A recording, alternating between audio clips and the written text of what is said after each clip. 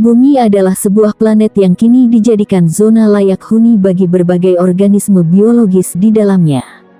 Planet berusia 4,5 miliar tahun ini memiliki berbagai macam elemen alami yang dianggap mampu menunjang kehidupan, termasuk atmosfer atau lapisan udara yang menyelimuti bumi. Nah, salah satu wilayah atau zona yang terdapat di antara luar angkasa dan atmosfer bumi adalah garis Kármán. Apakah itu? Mengapa ia disebut sebagai batas antara bumi dan luar angkasa? Jika penasaran, kamu bisa simak video ini sampai tuntas.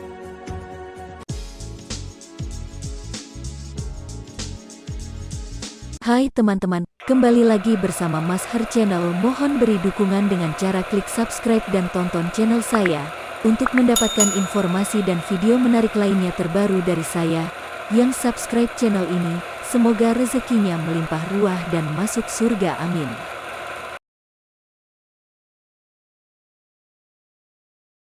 Satu, garis imajiner yang digunakan sebagai batas antara bumi dan luar angkasa.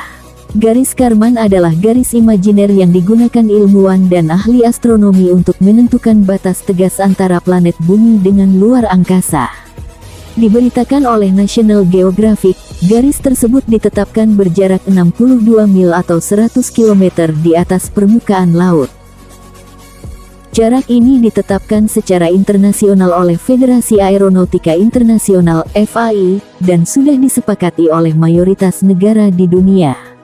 Di sini, para ahli sekaligus menyatakan bahwa ketinggian di atas 100 km berarti sudah memasuki zona luar angkasa. Sementara itu, jarak di bawah garis Kármán masih dianggap sebagai wilayah teritorial udara dari masing-masing negara berdaulat. 2. Dinamakan sesuai nama penemunya. Konsep dan gagasan tentang garis pembatas antara bumi dan luar angkasa ditemukan oleh Theodor von Kármán, seorang ilmuwan dan ahli fisika berkebangsaan Hungaria, Amerika. Pada 1944, Kármán dan rekan-rekannya mendirikan laboratorium yang berfokus dalam penelitian roket, antariksa, dan zona luar bumi. Saat ini, pusat penelitian bernama Jet Propulsion Laboratory tersebut sudah menjadi salah satu pusat riset terkemuka yang sering digunakan oleh NASA. Kármán juga menjadi ilmuwan yang cukup berpengaruh dalam Perang Dunia I dan II, karena ia beberapa kali terlibat dalam riset pembuatan desain awal helikopter dan penerbangan supersonik. 3. Udara tipis dan dibutuhkan pesawat khusus untuk mencapainya.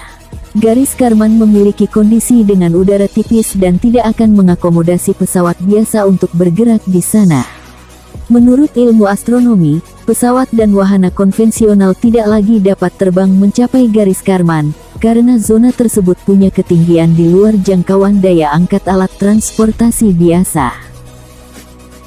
Itulah sebabnya, untuk mencapai garis Kármán dan zona di atasnya, dibutuhkan wahana atau pesawat luar angkasa yang punya cara kerja khusus.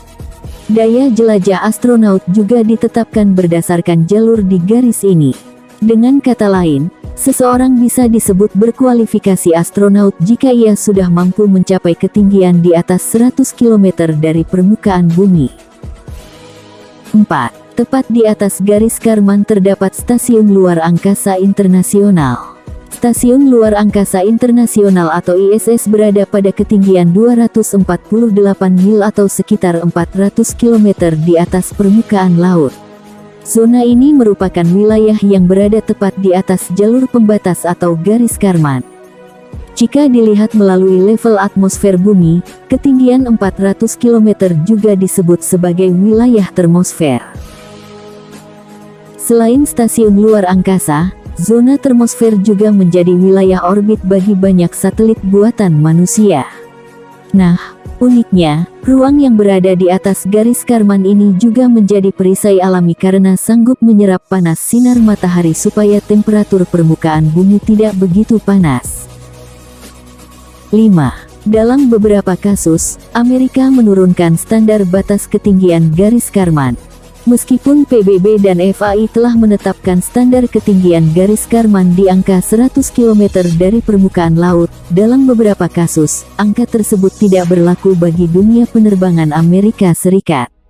NASA memang menggunakan standar 100 km sebagai angka baku, tapi mereka juga menurunkannya di kisaran 80 km.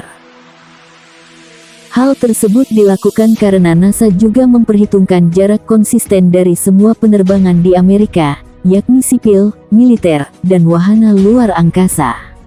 Beberapa teknologi militer udara Amerika memang aktif di zona garis Kármán dan untuk mempermudah penghitungan, NASA melonggarkannya ke bawah dengan selisih 20 km. Nah, kita sudah mengetahui beberapa fakta sains garis Kármán, sebuah zona imajiner yang digunakan para ahli untuk membatasi bumi dan luar angkasa. Semoga video ini dapat memperkaya wawasan kamu ya.